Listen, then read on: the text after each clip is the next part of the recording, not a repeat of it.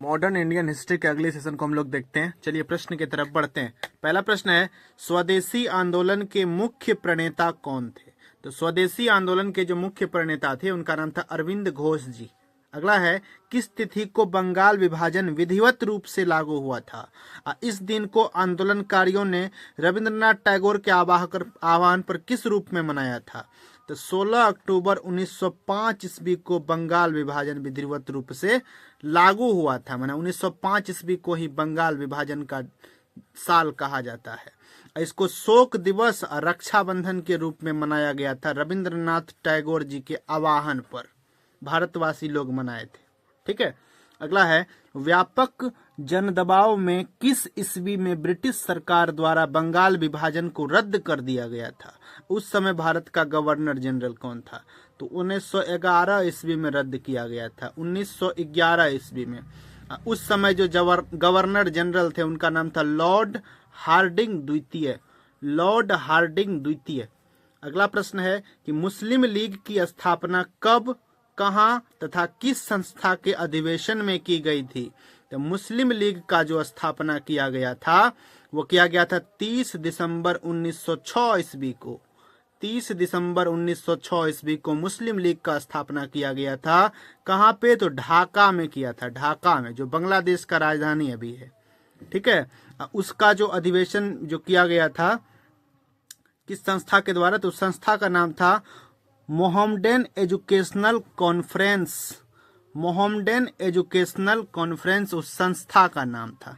अगला प्रश्न है कि मुस्लिम लीग ने अपने किस अधिवेशन में सर्वप्रथम मुसलमानों के लिए पृथक निर्वाचन मंडली की मांग की थी?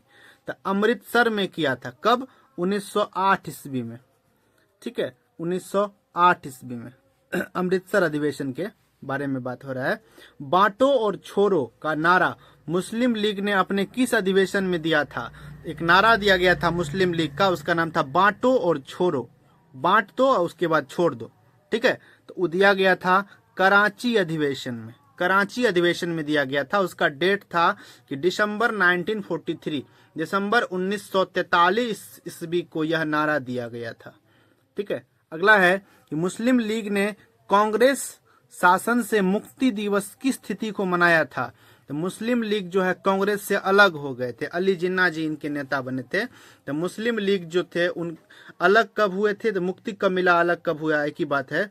तो 22 दिसंबर 1939 ईस्वी को, 22 दिसंबर 1939 ईस्वी को वो अलग हो गए थे।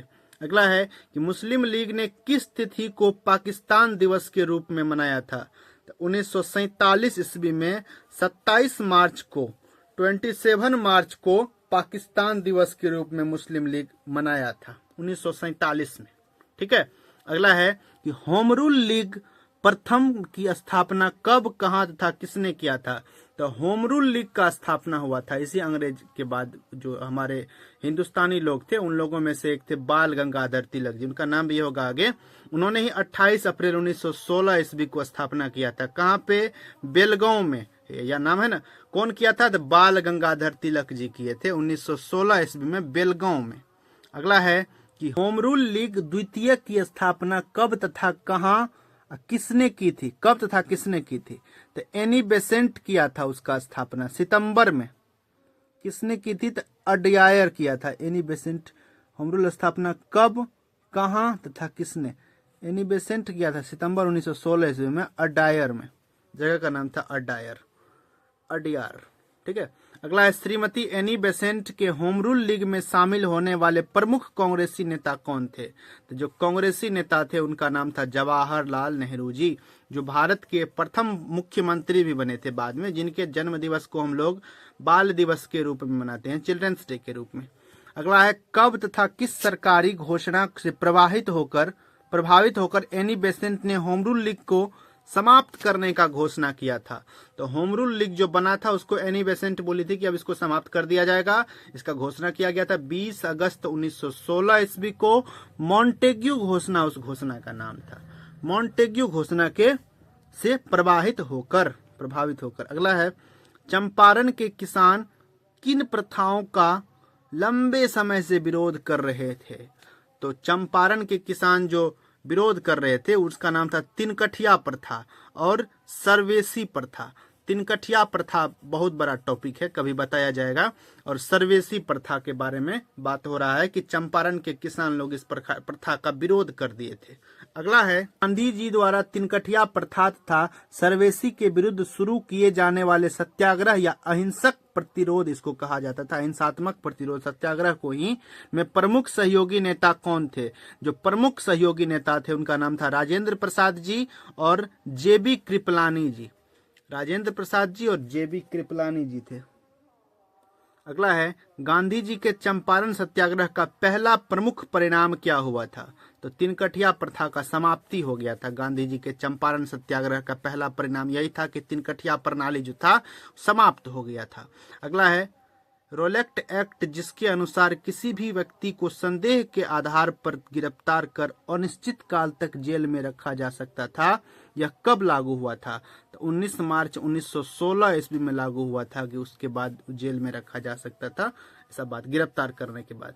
अगला है, रोलेक्ट एक्ट के पारित होने पर किन नेताओं ने वायसराय की कानूनी बनाने वाली संस्था धारा सभा की सदस्यता से इस्तीफा कर दिया था? तो धारा सभा की सदस्यता से जो इस्तीफा किया गया था वो मोहम्मद अली जिन्ना, मदन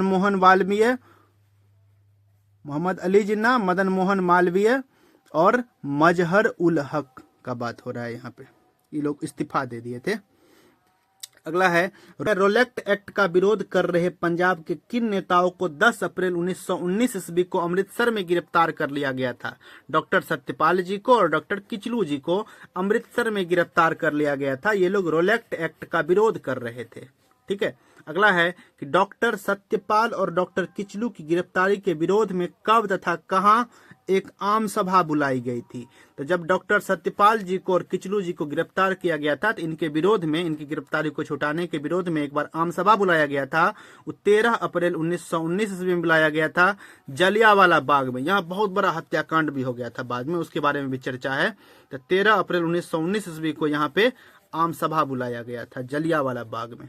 अगला है, 13 अप्रैल 1919 ईस्वी को पंजाब राज्य के अमृतसर में स्थित जलियांवाला बाग में गोली चलाने का आदेश देने वाला अमृतसर में सेना का कमांडर कौन था? तो वहां पर जो वहां के जो अंग्रेज कमांडर थे वो लोग बोले थे कि गोली चला दो, तो उसका नाम था general R.E.H. Dyer. General R.E.H. Dyer. अगला है कि जलियांवाला बाग हत्याकांड की जांच के लिए कब तथा किसके नेतृत्व में एक 8 सदस्यों वाली समिति का गठन किया गया था? जब 8 सदस्यों वाली समिति का गठन किया गया था 19 अक्टूबर 1919 ईस्वी में लॉर्ड हंटर जी के नेतृत्व में। चलिए नेक्स्ट क्लास में देखेंगे, तब तक के लिए जय हिंद।